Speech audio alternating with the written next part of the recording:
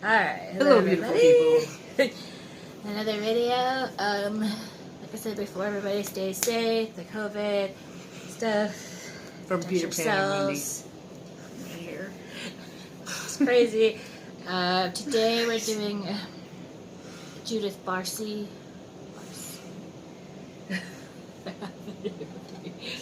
Yep. Yes. Hope you guys enjoy. Like I said, the last one we're doing it a little different. I'm not sure which one I'm going to post first, so I don't know if I'm going to post this one or that one, but anyways, hope you guys enjoy. This is a pretty tragic story. If you guys are going through abuse, please seek help. Especially nowadays, you do not have to be afraid. There's always people out there to help you. Tell your teacher, tell a friend, somebody, because even though he's threatening to kill you if you tell, or they are threatening to kill you if you tell, just trust that people will help and protect you, because they will. Tell a big bad biker in the grocery store, they're those who take care of it. Boom! There's resources out there. This is a really old case, so there wasn't so much information, especially about verbal abuse. And even now, Yeah.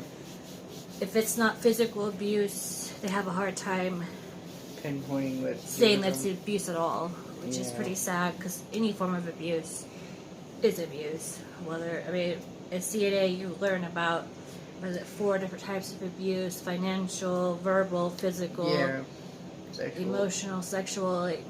So any of those, please contact somebody. And also, if you feel it's going to deal with some suicide as well, it's kind of a dark subject. So please, if you're feeling suicidal, I will put the hotline in, just like I'm doing with the other video. If you need help, you can even message me. There's people out there that love you and will be there for you. So please just seek help. Anyways, the hotline I'm going to post is just in the United States, but I'm sure there is for other countries as well. Just gotta look it up. I'm in the United States, so anyway, we're gonna now switch over and get you some facts. Bye. Okay, like I said, we're doing Judith Barsi. The first fact is she was born June 6th of 1978 in Los Angeles, California.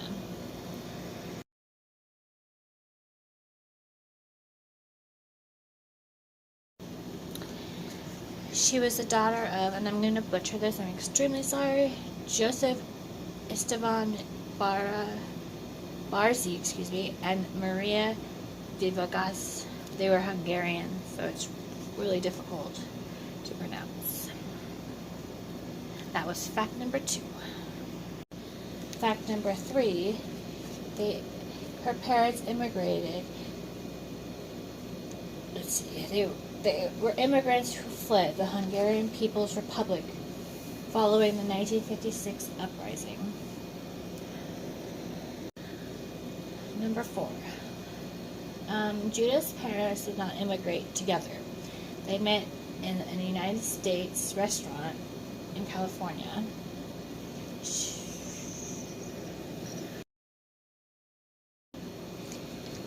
Number 5. Maria was a server at the restaurant when they met. I guess he put down $100 on drinks, so it kind of impressed her that he worked. I guess he's a plumber, so he made a lot of money. Even while Judith made it big, he made a lot of money and still is a plumber, and so he would put down a lot of money. It would impress her and thought he could take care of her. Number 6. Both of Judith's parents were previously married. I believe he had other children with somebody else, but this is not about him. At a young age, Maria prepared Judith to be an actress. Her very first role was in Fatal Vision, playing Kimberly McDonald. That's number 8. Number 9. She appeared in more than 70 commercials and guest roles on TV shows. I guess I found another thing where she did 72 commercials. Yeah, well, yeah. That's a lot. Yeah, for a kid her age, wow. 10, which happens to be how old she was when she died. Other movies that she was in was Jaws: The Revenge, and Ducky on Land Before Time. She also did Anne Marie on All Dogs Go to Heaven. Number 11. In the 4th grade, she was earning an estimated $100,000 a year. For a 10-year-old girl. $100,000 a year. 4th grade, she was younger than that. 4th grade? No, it was 9 in 3rd grade. And I was held back a year, so she might have been 9. 9 or 10-ish. With that wonderful money that she made a year, she helped her family buy a 3-bedroom house in West Hills, LA. I'm sure she helped, you know. They probably used their money to get that. Yeah. Number 13. She was short for her age, which made directors give her kid roles. Wow. 14. She was only 3 feet and 8 inches, and she was 10 years old. Oh, she must have had a condition. Number 15. She started getting hormone injections at UCLA to help her grow. Oh, she had thyroid problems. I don't know exactly. There's maybe a pituitary gland problem, but she Yeah. was awfully small. My sister had pituitary problems. She had to have an injection to help her stop growing because she was getting too tall. Ew, so she had high She birth. She's got high bow. she started her period at 7, so they were like, "This is a problem." I did mine in the 4th grade, so about her age. She passed, or 9, I guess. 9 or 10, yeah. I started when I was 12. All right, number 16. Ruth Hassan, her agent, said in LA Times that she was still playing 7 to 8-year-olds Huh. at 10 years old. Huh. We're 17. gonna get into some darker stuff. What? What are you talking about? We're gonna get some darker stuff. This is her tragic life behind the scenes. Oh. I didn't know you were talking to them. I thought you were talking just to me. Go. Number 17. Her father was an alcoholic. Got worse as she became more famous.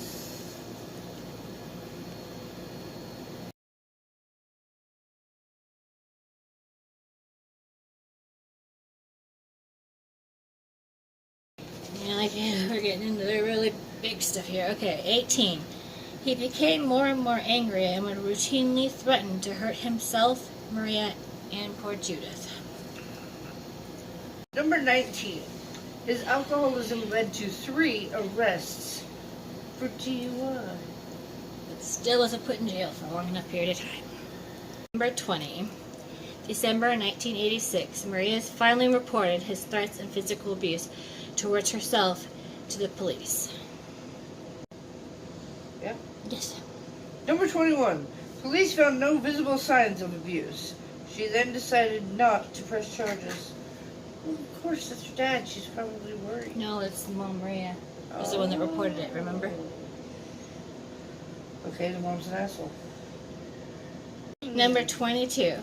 After he supposedly stopped drinking, they say he stopped drinking for 2 years, but still threatened them. So even though he had stopped drinking, he was still threatening them. Right, because that's what they do. 23. His threats included cutting their throats and burning down the house with them inside. Yeah. That was very dramatic. Yes, I know. They did it on purpose. Weird. I was going to say something, I forgot. I love to be nutty. Oh, that's right. I read somewhere that his previous wife had already said that he was abusive and tried to warn his wife, but she didn't listen. 24. So he hit a telegram from a family friend in Hungarian that had told Maria that a relative had passed away. So she wouldn't leave.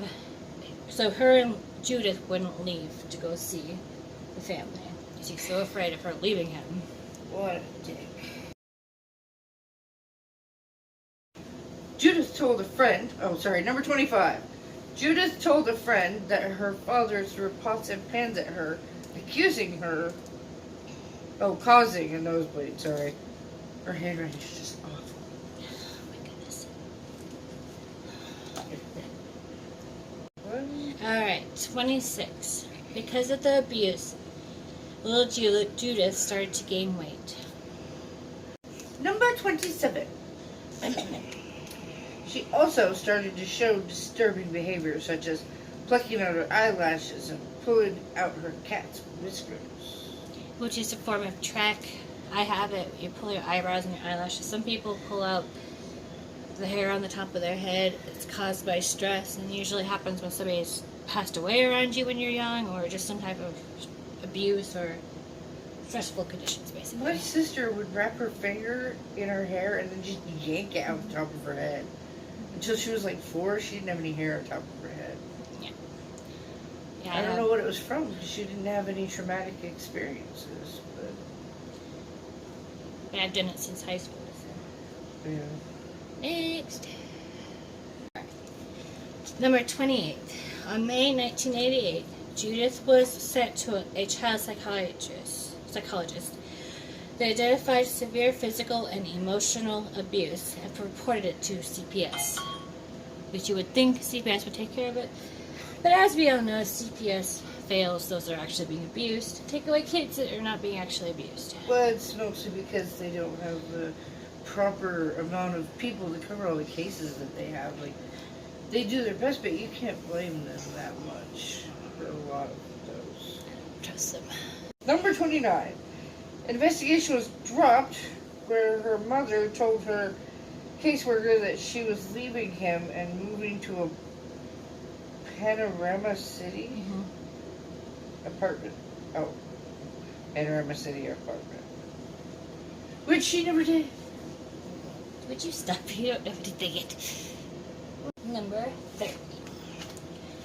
Maria and Judith had gotten a Panorama City apartment to have a daytime safe haven, so they would just go there during the day to stay away from douchebag. Helpful. Number 31. Maria's friends urged her to go on with the plans, but she hesitated because she was scared to lose the family home belongings. So, the belongings of the family home is more important than the safety and the mental health of your child. Right? Basically what that comes down to. Yep. They actually have another stone now. Alright, number 32. We're going to get into the murder-suicide. Like I said, there's a suicide prevention hotline. I will also put it in the comments or something. Number 32. July 28, 1988. The LA Times reported that 3 people were found dead of murder-suicide, and bodies were believed to be of Joseph, Maria, and Judith. Number 33. Gasoline is poured onto Maria and Judith's bodies. I know that they were shot, though. I think they were both shot in their beds. Ew. 34. Joseph's body was in the garage, dead by self-inflicted gunshot wound. Pussy couldn't even stand it. 35? Oh, did you hit it already? Yes. Number 35. Neighbor Eunice Daly said that she heard a gunshot at 8:30 a.m. July 27th, causing her to call 911. Number 36. Judith and Maria were buried in Forest Lawn Memorial Park in adjoining plots. I'm not sure what douchebag was buried, but I'm guessing he didn't get buried with them.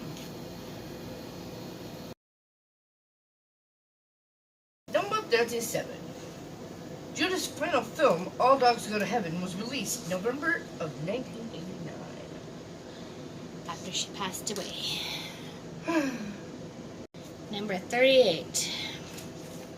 Closing credits song Love Survives was dedicated to her memory. Number 39.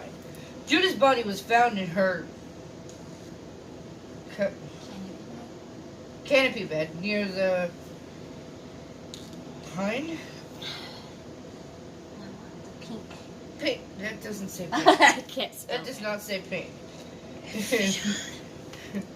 And Joseph gave her... Pink TV that Joseph Okay, gave the her. pink TV that Joseph gave her to apologize for yanking her hair. Yeah. I'm going to give you a nice pink TV for abusing you. 40. This is just some extra stuff I found after I did that first investigation. 40. She was accidentally discovered when members of a crew shooting. This is when she started her career. Shooting a commercial at an ice skating rink. Noticed the 5-year-old Judith skating across the ice. They then hired her because they saw how wonderfully she did on the ice. That's how she got a big break. Number 41. She still went to public school. That's hard to do for actresses and actors to do. Yeah, I guess she was kind of falling behind and missed a lot of school, but they wanted her to have kind of a normal life.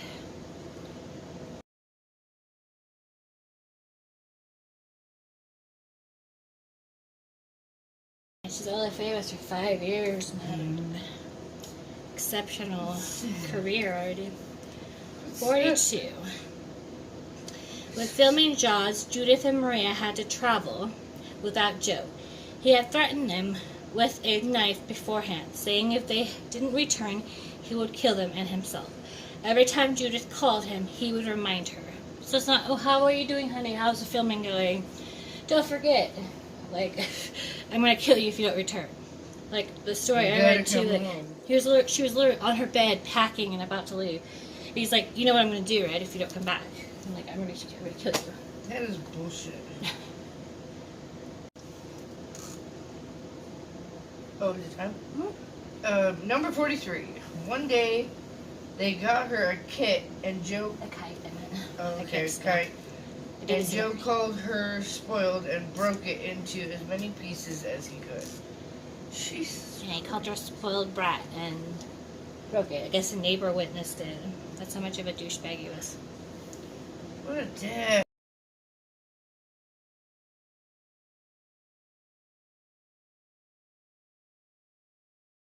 $44. Stop it. On Monday, July 25th, Judith missed her appointment at Hanna-Barbera. Oh. Joe, which I started calling him Joe, told them to a big car, because they called to ask where she was, had come to take them to San Diego, which Hanna-Barbera is a big studio. Yeah. Like, you get in on Hanna-Barbera back then, you were golden. Oh, yeah. Especially as a kid.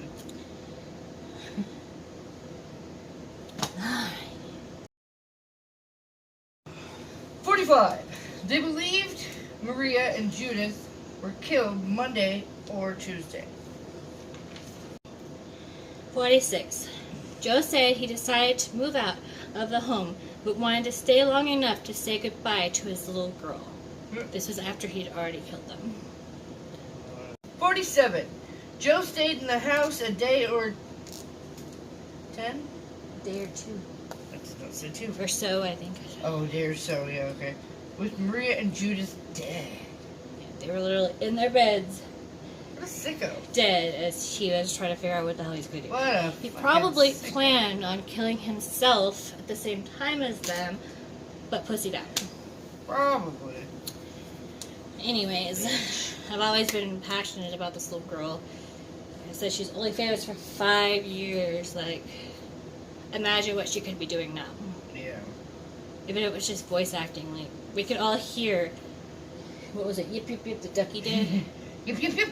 And, I'll post a picture of her grave. They finally, was able, because nobody was around to put a stone on, I believe. The family community came together and made a stone And I think it has a picture of Ducky as well as that saying. It's very cute. I will put pictures, of course. Anyways, like I said, if you guys feel suicidal, please call the hotline. There's people out there to help you. Life is worth living. It might suck right now, but it will get better. And it could always be worse. I read a Facebook post that said, I'd rather sit and listen to your stories over and over again than listen to your eulogy after you die. Well, like I always look, especially at being in the nursing field, I've seen a lot of people my age a lot worse than me. So I always put that in my thoughts. Like, I could be